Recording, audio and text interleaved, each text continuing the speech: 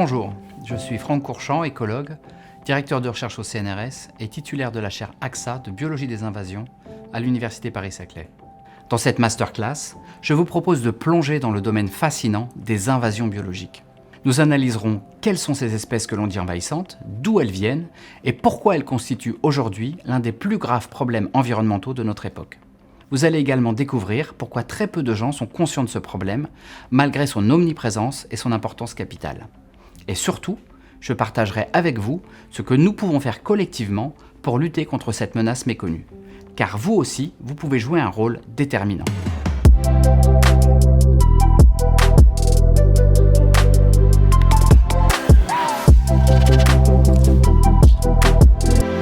Je suis sûr que vous entendez parler chaque jour du changement climatique. Qui n'en a pas entendu parler ?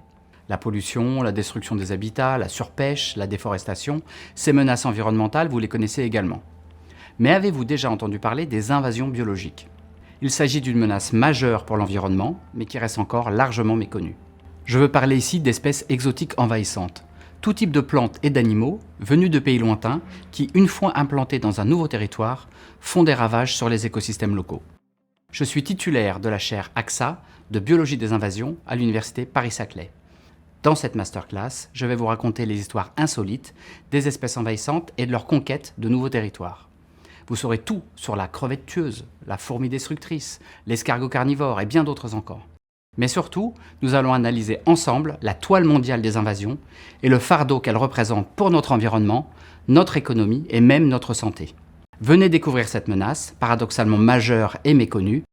Rejoignez-moi pour découvrir toute la vérité sur ces envahisseurs qui sont parmi nous et pour comprendre comment nous pouvons agir pour les contrer.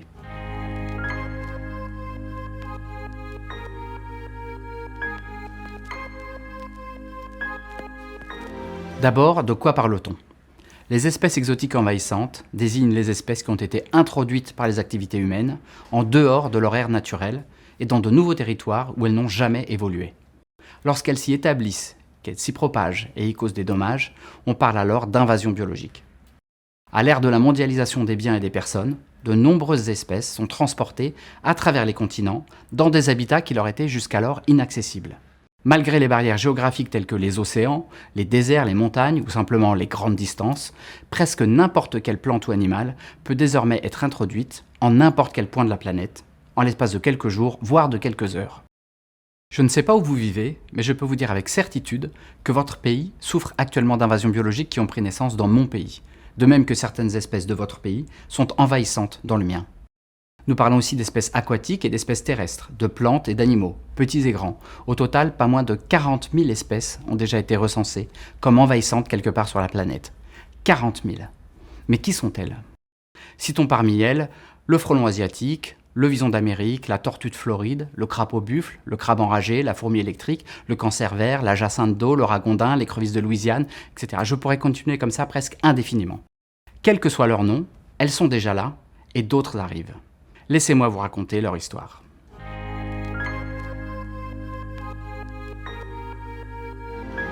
L'introduction d'espèces exotiques a donné lieu à des invasions biologiques dans le monde entier depuis que nous avons commencé à voyager.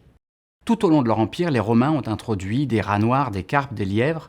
Quelques siècles plus tard, ce fut au tour des Espagnols d'introduire des renards, des souris, des lapins et des sangliers en Amérique du Sud. Aujourd'hui, toutes ces espèces sont problématiques sur ces continents. Problématiques parce qu'à chaque fois, la faune et la flore locale n'étaient pas adaptées à ces intrus. En effet, comme elles n'avaient jamais évolué en leur présence, les espèces indigènes n'avaient pas développé de défense contre ces nouveaux venus. Les plantes n'avaient pas d'épines, les proies ne se cachaient pas, ne s'échappaient pas, les oiseaux nichaient au sol, laissaient leurs oisillons sans surveillance. Par conséquent, les invasions ont causé un grand nombre d'espèces disparues. Vous avez certainement entendu parler du dodo. Il a été tué par les rats, les chats et les chiens européens, introduits sur l'île Maurice au XVIIe siècle. Depuis 1600, l'exploration du monde n'a cessé de s'accélérer, au point qu'aujourd'hui, aucun pays de la planète n'est à plus d'un jour du reste du monde. Rien qu'en 2019, c'est-à-dire avant la pandémie de Covid-19, 4 milliards de personnes ont voyagé à l'étranger. Pendant que vous m'écoutez, 10 000 avions volent au-dessus de vos têtes. Ils transportent des personnes, des marchandises, mais aussi des espèces exotiques envahissantes. Les navires, quant à eux, transportent chaque année plus de 10 milliards de tonnes de marchandises d'un pays ou d'un continent à l'autre. Et malgré eux, les cargaisons de bois cachent des insectes et des champignons xylophages, les fruits et les légumes abritent des chenilles et des mouches, l'eau de pluie des cargaisons de pneus est chargée de larves de moustiques, et les palettes de plantes ornementales dissimulent des colonies de fourmis invasives. Il suffit d'une seule cargaison pour changer le cours des choses. Je vous donne un exemple. En 2004, une cargaison de poteries en provenance de Chine accoste en France.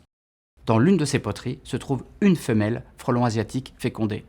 Et 20 ans plus tard, ses descendants ont envahi toute la France, ainsi que les pays voisins, dont le Royaume-Uni. Vous l'avez compris, les transports aériens et maritimes mondiaux déplacent massivement des espèces envahissantes dans le monde entier. Et avec la croissance de nos économies, il faut s'attendre à une augmentation spectaculaire du taux de ces introductions.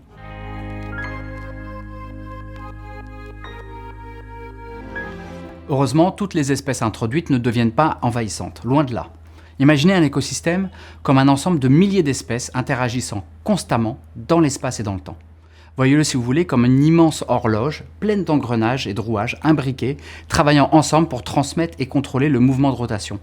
Imaginez maintenant que vous souhaitiez introduire un nouveau rouage dans ce système.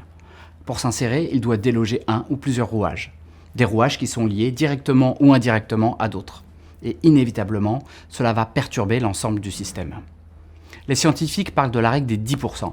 Environ 10% de toutes les espèces introduites s'établissent et seulement 10% d'entre elles deviennent envahissantes. C'est-à-dire qu'elles se répandent et causent des dommages. Cela représente environ 1% de toutes les espèces introduites. Ça semble peu, mais lorsqu'on parle de milliers d'introductions chaque jour dans le monde, ça représente finalement un grand nombre d'invasions. Et la nouvelle donne, c'est que le changement climatique rend les conditions plus favorables à leur établissement. Les territoires qui étaient par le passé protégés par des barrières climatiques, tels que des hivers rigoureux, sont désormais ouverts à des espèces qui sont à présent en mesure d'y survivre tout au long de l'année. C'est pour cette raison que la grenouille taureau, pourtant un animal à sang froid, a pu s'installer au Canada où le climat est de moins en moins rigoureux. C'est aussi pour cela que des insectes envahissants tels que le moustique tigre sont de plus en plus souvent observés dans le sud de l'Europe et avec eux les nombreux virus qu'ils peuvent véhiculer. Résumons. Introduction accrue d'une part en raison de la mondialisation, établissement et propagation accrue d'autre part en raison du changement climatique, il n'est pas étonnant que les invasions biologiques connaissent une croissance exponentielle. Mais si c'est un réel problème, c'est surtout parce que ces invasions ont des impacts très importants.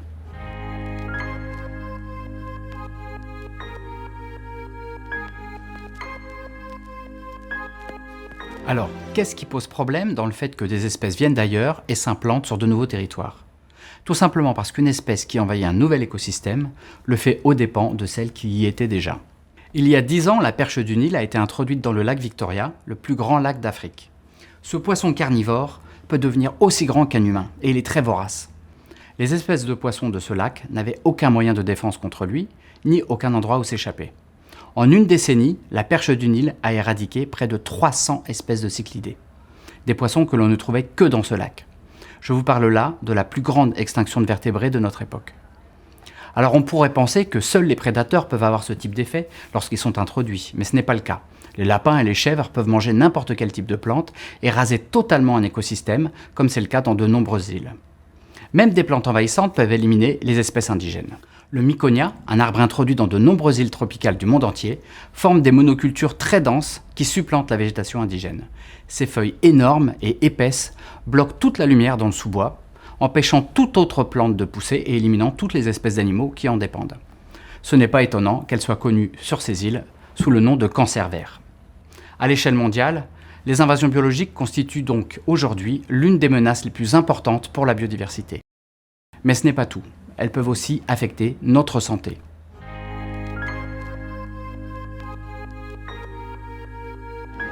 C'est une réalité encore sous-estimée, mais les invasions biologiques peuvent aussi constituer une menace sérieuse pour la santé humaine, parfois même entraîner la mort. L'ambroisie est une plante envahissante en Europe et son pollen peut déclencher des réactions allergiques, parfois graves, qui touchent environ 13 millions de personnes.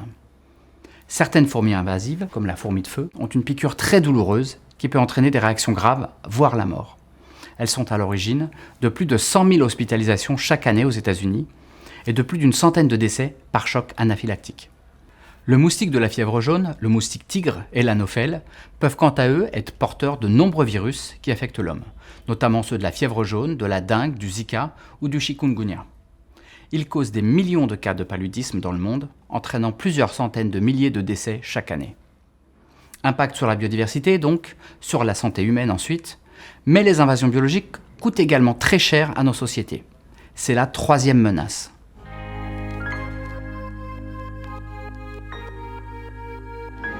À titre de comparaison, et aussi surprenant que cela puisse paraître, les invasions biologiques sont plus coûteuses que les tremblements de terre ou les tornades. Avec mon équipe, nous avons récemment pu chiffrer le coût économique de ces catastrophes naturelles un peu particulières. Il s'avère qu'au cours des 50 dernières années, elles nous ont coûté au moins 2000 milliards de dollars. Par an, cela représente un coût supérieur au PIB du Qatar, ou plus de 20 fois les budgets annuels combinés des Nations Unies et de l'Organisation mondiale de la santé. Mais pourquoi les invasions biologiques coûtent-elles cher ? D'abord, elles coûtent cher à l'agriculture ou à la sylviculture, lorsque des insectes exotiques envahissants gâchent les récoltes ou endommagent le bois par exemple. Elles coûtent cher aux infrastructures, lorsque des termites affaiblissent les bâtiments, ou lorsque des moules zébrés bouchent les canalisations permettant le refroidissement des centrales nucléaires. Elles coûtent cher aussi au tourisme ou à l'immobilier, lorsque les domaines infestés par les grenouilles bruyantes ou des fourmis agressives font plonger la valeur des biens. Enfin, elles engendrent également des coûts de gestion, même si cela ne représente qu'une infime partie du coût global. Non seulement ces coûts économiques sont très élevés, mais ils augmentent de manière exponentielle. On a estimé qu'ils triplent tous les 10 ans. En plus, ils restent très largement sous-estimés. Les chiffres connus ne représentent que la partie émergée de l'iceberg. Nos études suggèrent que les coûts réels pour nos sociétés pourraient être des centaines, voire des milliers de fois plus élevés que les estimations actuelles. Des milliers de fois plus que 2000 milliards de dollars, je vous laisse imaginer ce que ça représente. Heureusement, de nombreuses mesures peuvent être prises pour éviter ces invasions biologiques.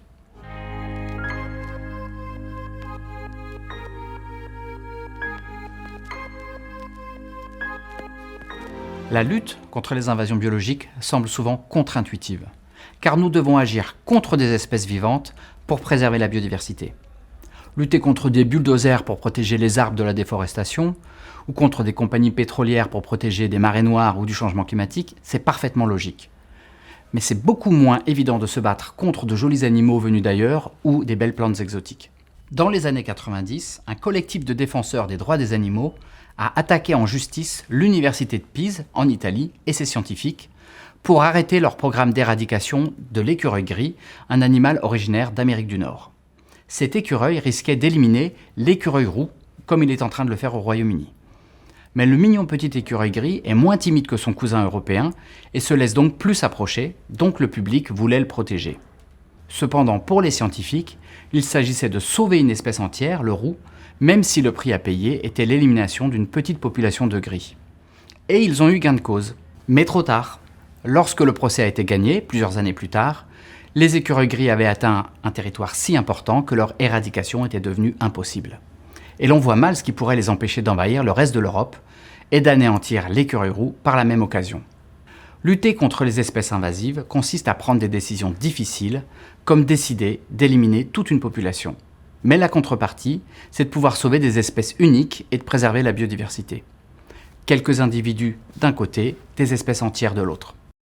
C'est plus facile lorsqu'il s'agit d'araignées effrayantes, de fourmis douloureuses ou du dangereux python de Birmanie, capable d'étrangler les alligators comme les humains. Mais toutes les espèces exotiques envahissantes doivent être éliminées des zones envahies si nous voulons protéger la biodiversité, souvent unique, de ces zones. Et il existe des méthodes pour y parvenir.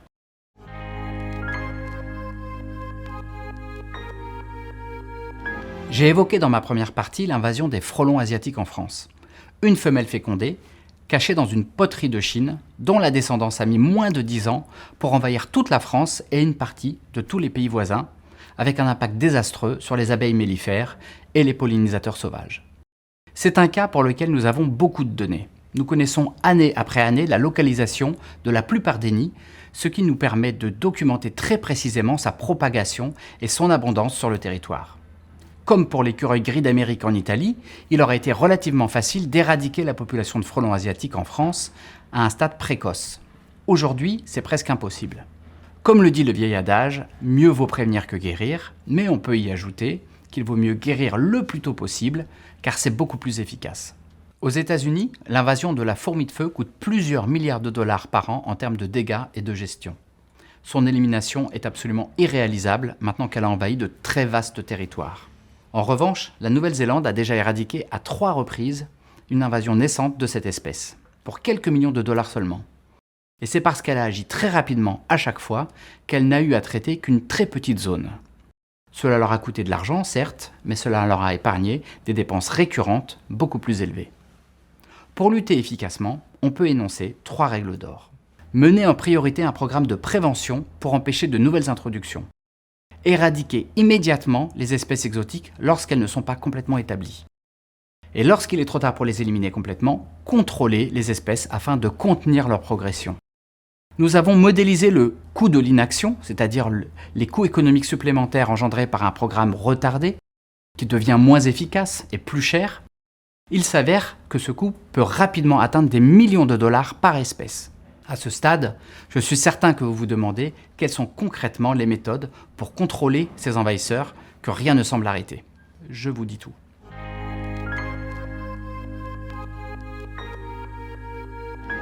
La nature est forte. Vous pouvez enlever toutes les renouées du Japon que vous pouvez trouver. Ces plantes repousseront en parcelles denses, simplement parce que vous aurez oublié quelques petits fragments de racines dans le sol, qui peuvent repousser jusqu'à devenir une plante entière. Comment pouvons-nous espérer lutter contre le doryphore de la pomme de terre, qui s'attaque à de nombreuses plantes cultivées et qui a développé une résistance à 52 insecticides ? Comment espérer éliminer la totalité des fourmis d'Argentine, dont les nids interconnectés s'étendent sur des milliers de kilomètres du Portugal à l'Italie ? Pouvons-nous éliminer complètement les vagues de crabes royales géants qui déferlent sur les fonds marins des pays nordiques, alors que nous pouvons à peine agir sur la terre ferme ? Heureusement oui, nous le pouvons. Il y a 2 facteurs clés de succès. D'abord, des méthodes et des technologies de contrôle innovantes. Ensuite, un effort massif et collaboratif impliquant le gouvernement, les communautés et les individus. Vous et moi. Les récents progrès scientifiques et technologiques proposent des solutions inespérées, notamment dans la détection de ces espèces. En biologie moléculaire, par exemple, les techniques d'édition des gènes sont utilisées pour rendre stériles les moustiques porteurs de virus. La surveillance de l'ADN environnemental permet de détecter la lamproie marine dans les immenses lacs qu'elle envahit. La robotique et l'intelligence artificielle permettent aux drones automatisés d'accéder à l'intégralité de populations autrement inaccessibles. Enfin, le développement d'agents de biocontrôle et de nanotechnologie apporte des solutions efficaces pour traquer l'envahisseur aux confins des écosystèmes les plus inaccessibles. Mais la technologie seule ne suffit pas.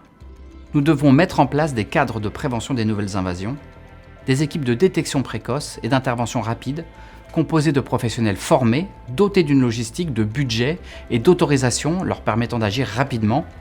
Nous avons besoin de réglementation et d'une coopération internationale, car les espèces ne connaissent pas les frontières des pays. Enfin, nous devons éduquer et sensibiliser le public aux effets des invasions biologiques et promouvoir à la fois les mesures de gestion et les comportements personnels responsables, afin d'empêcher leur propagation. N'oublions pas qu'en matière d'invasion biologique, l'information et la prévention valent mieux qu'une bataille monumentale et souvent vouée à l'échec. Maintenant vous savez. Vous savez désormais que les invasions biologiques constituent l'une des menaces environnementales et sociétales les plus fortes qui pèsent sur notre époque. Mais vous savez aussi que nous avons les moyens d'y résister et que vous aussi détenez une partie de la solution. Chacun à notre échelle, nous sommes les gardiens de nos écosystèmes, de notre santé et de nos économies.